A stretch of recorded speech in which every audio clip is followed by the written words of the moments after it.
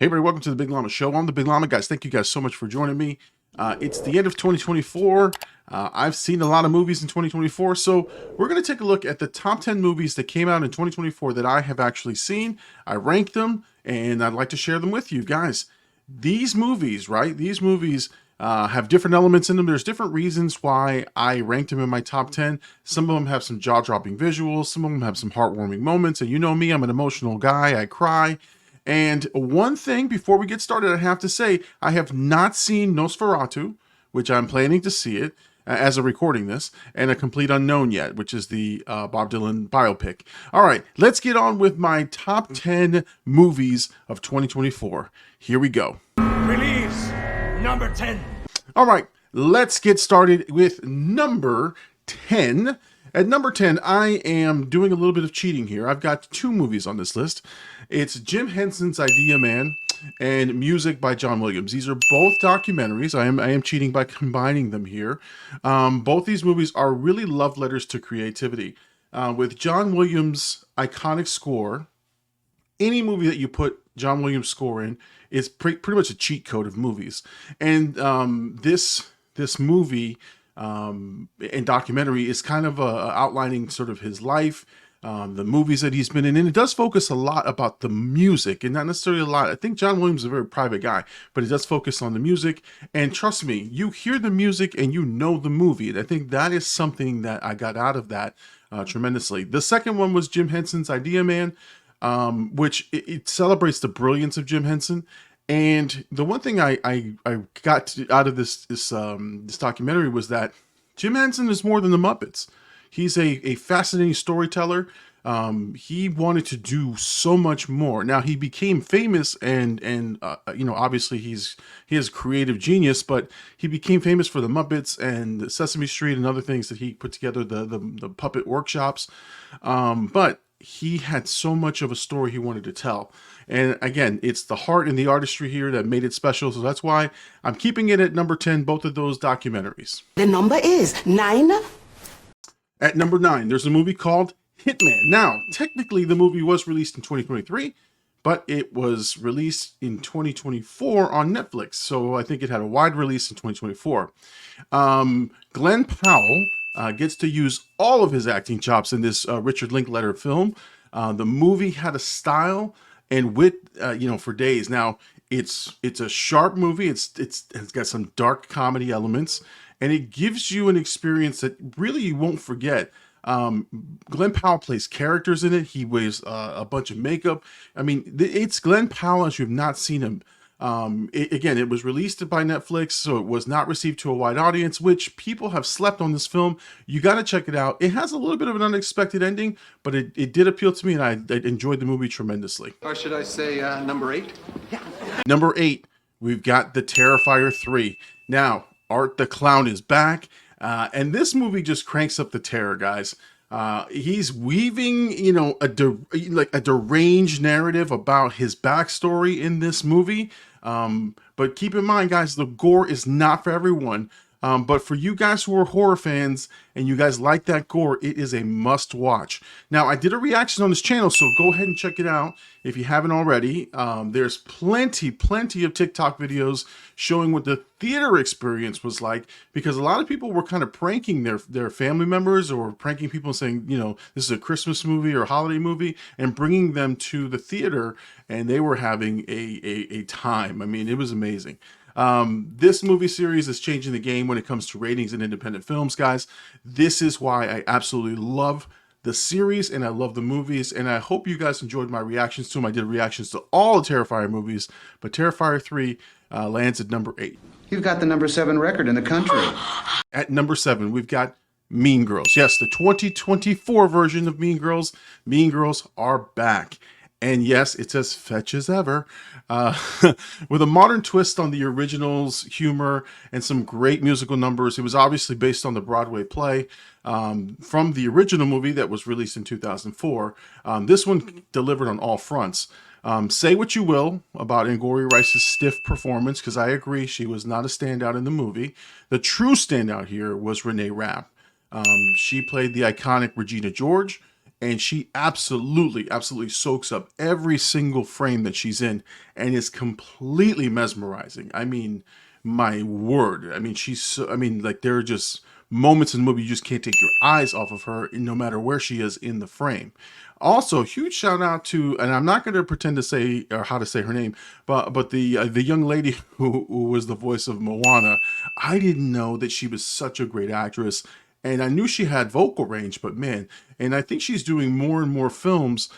So I'm really intrigued by her and look forward to seeing more. But yes, Mean Girls is one of my all-time favorite movies, and this one delivered for me in 2024. I got the soundtrack, I got the 4K Blu-ray. Rewatchability is definitely there. Of course, and the number 6.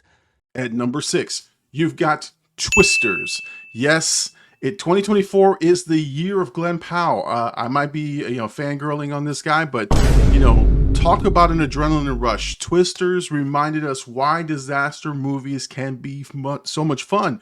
I mean, again, it's the follow-up to the 90s, hit Twister, starring our boy, rest in peace, Bill Paxton. But the sound design and the visuals were jaw-dropping in this movie. And it was perfect for the big screen. I saw this movie in a couple of formats. I did see it in IMAX, which was amazing. The sounds were amazing. The visuals were amazing. And then I also have seen it at home in a home theater experience, and that was also really, really good. But again, it does not compare to being in a theater full of folks watching a disaster movie, a popcorn flick, and just enjoying it. It's what summers used to feel like. So that's why it's at my number 6. I've only seen a couple, but that's definitely top 5. All right, now guys, we're getting into the heavy hitters. Here's my top 5 movies for 2024. Number 5 is Alive. At number 5, A Quiet Place Day One.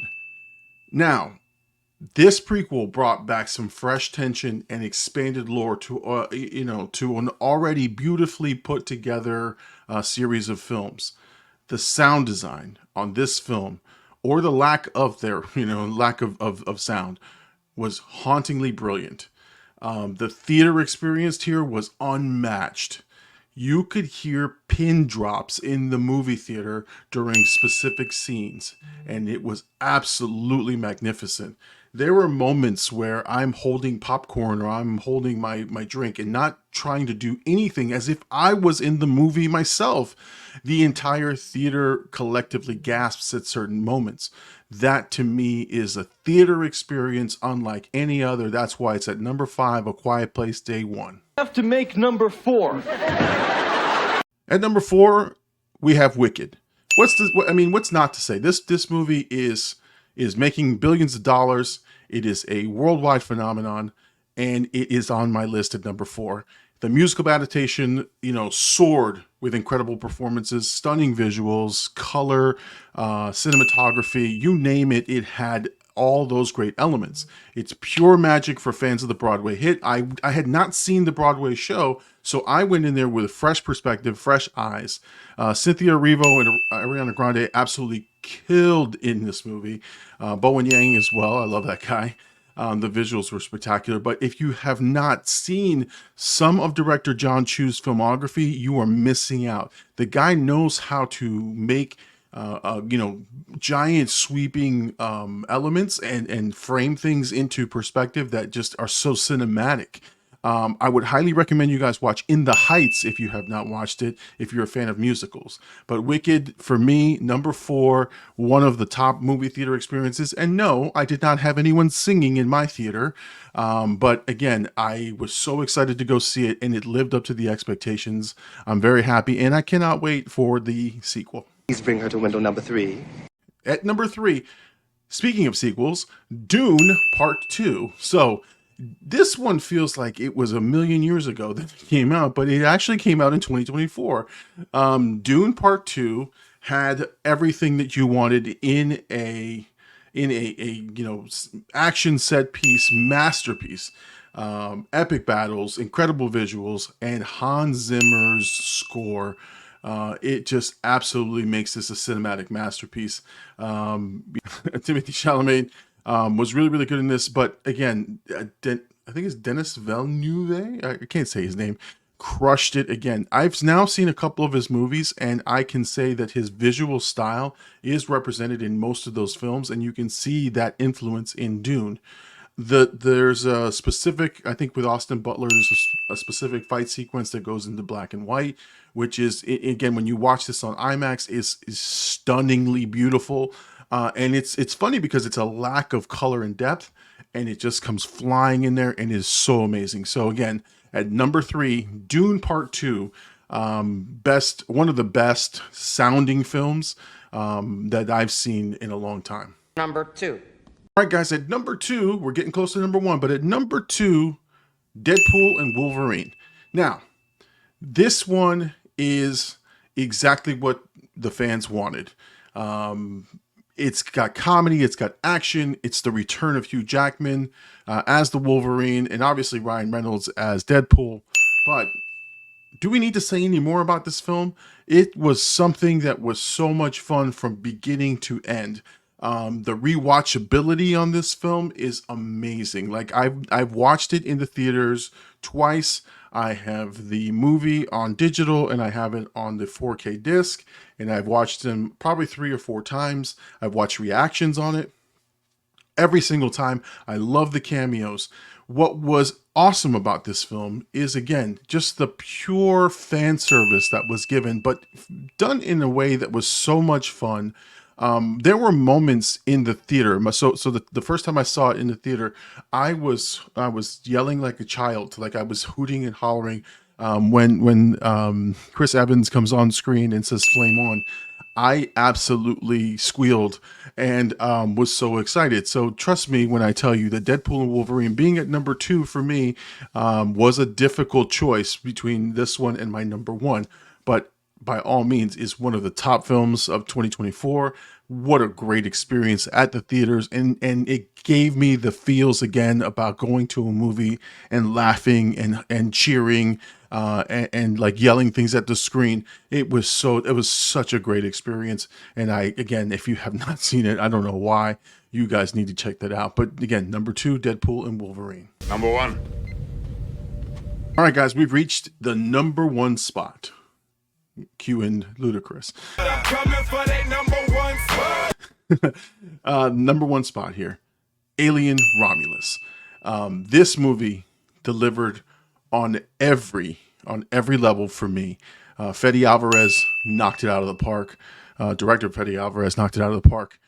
Terrifying visuals, sounds, unforgettable score, one of the best theater experiences, and it's everything I love about sci-fi and horror all rolled into one.